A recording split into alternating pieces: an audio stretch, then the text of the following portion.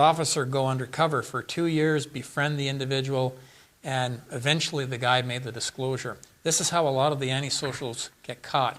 When they commit a crime and they get away with it, they need to brag about it in some way. So the guy had made the admission, and that's how they wound up ultimately catching him. According to Milan, there's 3 areas that we need to consider. They tend to be acting out individuals. They harm other people.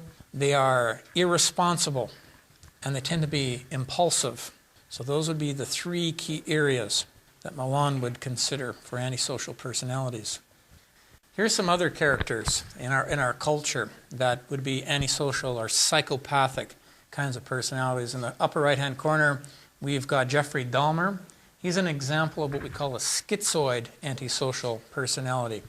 Charles Manson, there's an element of narcissism in his presentation. You've probably heard about this guy. Ted Bundy is another example. John Wayne Gacy. This guy was Edmund Kemper. This is an individual who, I think in his early history, I think it was around the age of 15 or so, he wound up shooting his grandparents to death. Wound up going to prison, got out, and then basically did the same thing again. And he is a big guy. He would probably be about 6'8". You ever do some searches of pictures on the internet? Can you imagine encountering a guy like that? I mean, what possibly could you do to defend yourself? I don't know if you watch Law and Order. Yeah, he's a good character here. I'm just introducing him as an actor here, not so much because of his role in Law and Order, but it's the thing that you remember him from. And I think the pronunciation is Vincent D'Onofrio. Anyway, we're going to talk about him in a bit. In fact, we're going to take a look at a clip.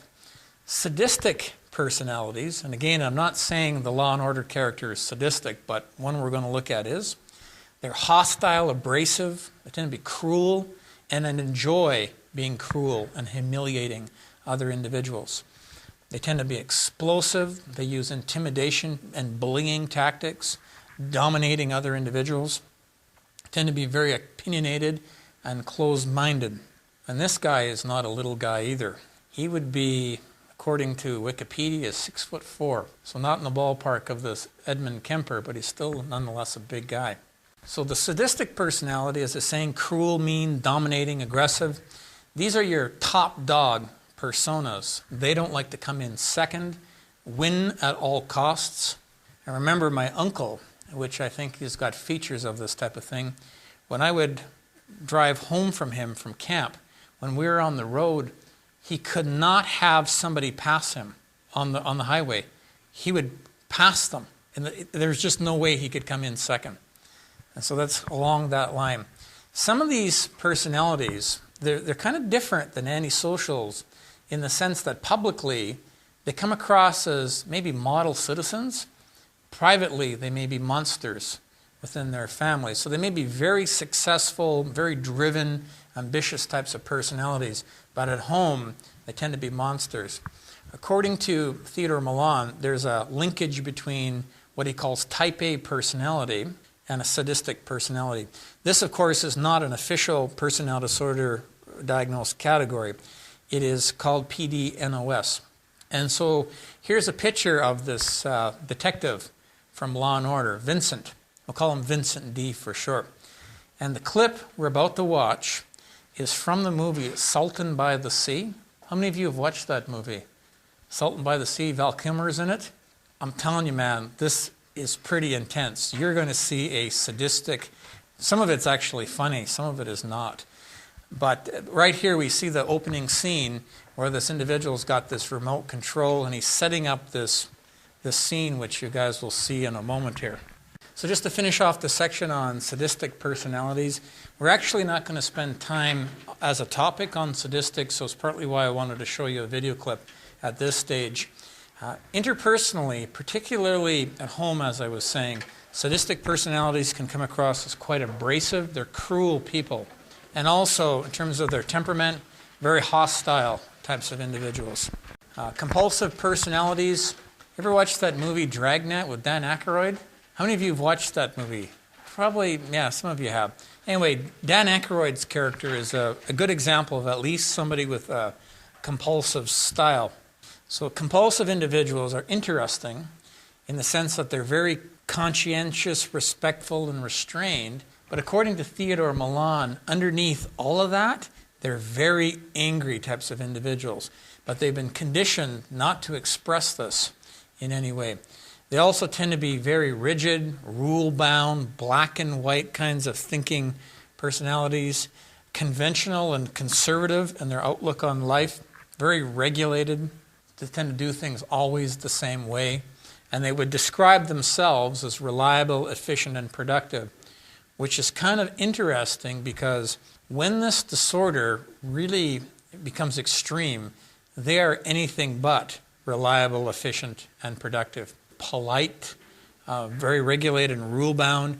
Underneath this, they're very angry individuals. And presumably they've had a home environment where there's been very strict types of discipline, and they've learned to identify with that. So they tend to be very conscientious individuals. It's a really good example of personality characteristics which, if you have some of it, it's actually very adaptive. You find that maybe some of you will be going to graduate school at some point in time. Having an element of this is actually quite good. It's actually adaptive. The secret to all of this, though, is stepping off the ice, ultimately. When you finish graduate school, enter a commune for a year or something along that line. Just disappear and, I don't know, an encounter group of some sort. So what else could we say? Compulsive types, particularly if it isn't really extreme, they're organized individuals. They can be perfectionists. They can be individuals which are perfectionistic, and in some cases so perfectionistic that they actually can't engage in task completion. One client I was working with, what she would do is make up lists and lists of things she was to do, which at one level sounds like organization, but she'd never get to the list, actually do things. She's constantly making up lists. They can be impatient, usually are very moral individuals, obedient. They tend not to express, they're not erratic individuals in terms of their emotions. They keep a very tight lid on it. So in some ways, they're kind of like schizoid personalities in the sense that they have a strong control over their emotions. In other words, these types of personalities don't lose it with people, really spin out of control.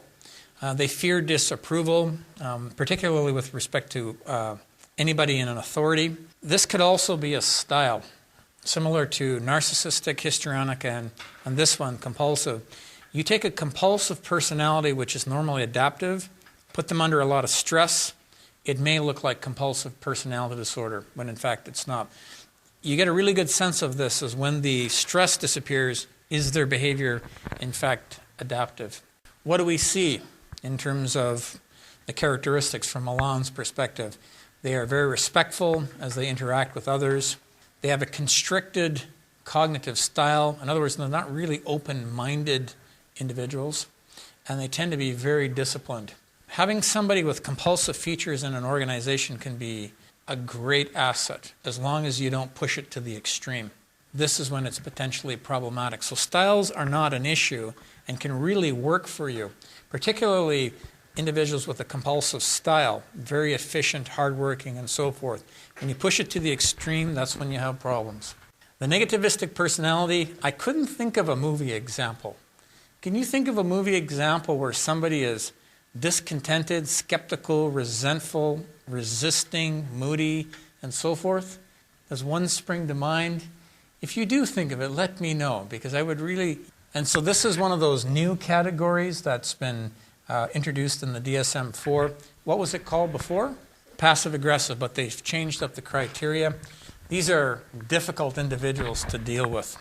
Milan suggests, and I think it's Milan who suggests this, these are individuals that have a combination of dependency and entitlement at the same time. So on the one hand, they're very dependent on you and they don't want to be told what to do. But on the other hand, they feel like they need to do it on their own, but they can't. And they're actually ticked off with you that, in fact, you'd make a suggestion.